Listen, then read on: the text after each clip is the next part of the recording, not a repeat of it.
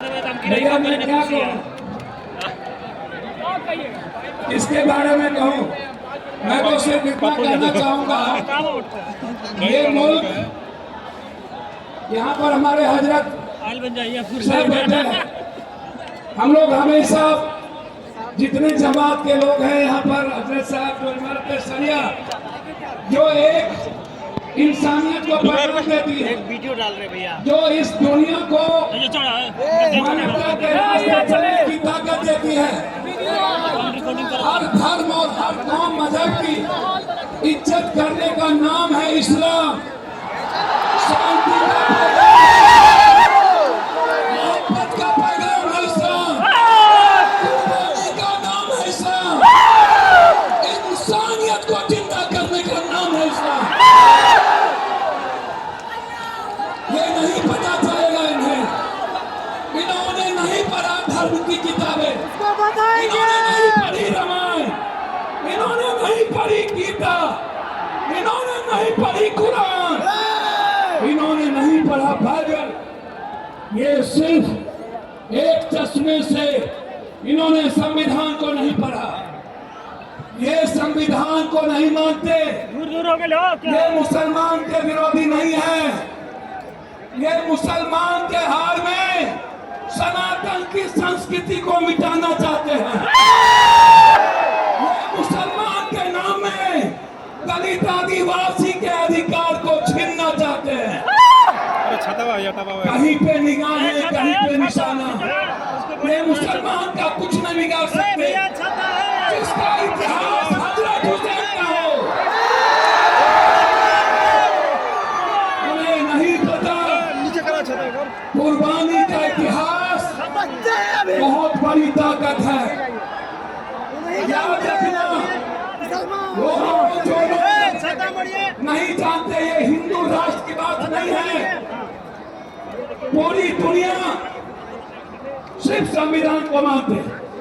ये थोड़ा सा शांत, ये जमात कुछ नहीं है यहाँ आगे, इससे दिन गुंडा पूरे पतला फटा हुआ है। मोदी जी, आप क्या, जब हिटलर नहीं रहे तो आप कैसे रहोगे?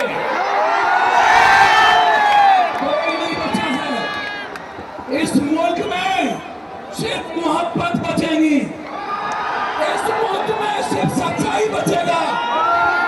और जिसके हाथ में भारत का झंडा और एक हाथ में गीता कुरान होगा और एक हाथ में संविधान होगा, वही इस मुल्क को चलाएगा। आप मत सोचिए, आप तो मरने वाले कौन हैं? मोदी को नहीं पता, जो मोहम्मद साहब को मानते हैं, इस्लाम को, वो दुनिया में किसी से नहीं डरते। जो रियल में गीता की बात करता है, इन्हें शांति का पैगाम नहीं पता। अरे मोदी जी, ताकत उस हाथ में है। जब प्रियंका गांधी ने हिंदुस्तान के सवाल पर झोला लगा करके हिंदुस्तान के उस पार्लियामेंट जाता है और कहता है सेव इंसानियत, सेव ह्यूमनिज्म, सेव ह्यूमैनिटी, उसमें ताकत है। आवाज देते हैं वो लोग, जो लोग डरते हैं विचारों का नाम लेने से, जो लोग डर जाते हैं सियासत के कुर्सी के कारण, वो मुसलमान नहीं कर सकता। कैमरा से हट के भाई, कैमरा से हट के। बिल्कुल मत घबराइए।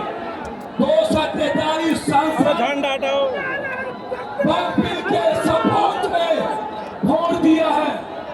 जिस मुल्क में 243 सांसद वक्त के साथ खड़ा हो, उस वक्त फिर को कोई इस धरती पर जितनी ताकत लगा लेना हो लगा लो।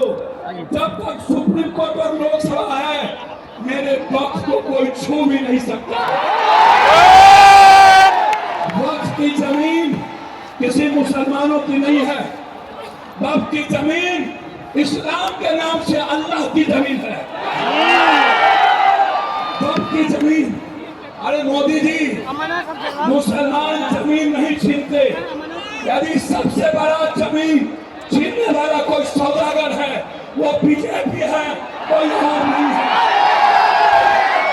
इसको समझिए। इसीलिए मैं तो सिर्फ आपसे मोहब्बत करता हूं। मैं आपको पता है इस मुल्क में मैं बिल्कुल क्लियर हूं। जो भी धर्म और जाति के नाम पर हमला करेगा उसे पप्पू यादव से जंग लड़ना पड़ेगा।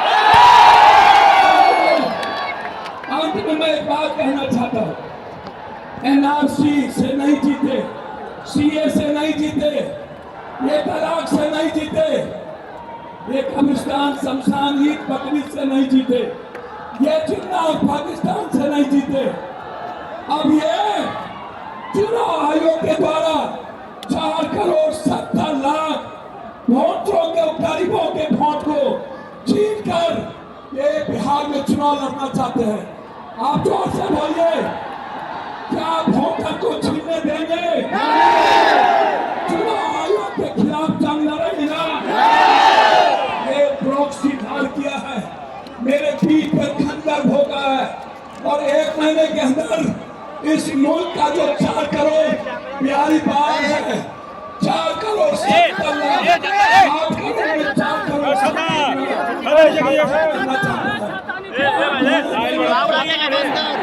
इन्हीं शब्दों के साथ मैं आपको कह देता हूँ, जब जब संविधान पर हमले होंगे, जब जब किसी शांति और मानवता के लिए जीने वाला इस्लाम हो या सिख सनातन पर हमला होगा और ये पाखंडी बाबा से लेकर नरेंद्र मोदी जी आपको हमला करिए, लेकिन ये मुल्क आपको बर्दाश्त नहीं करेगा।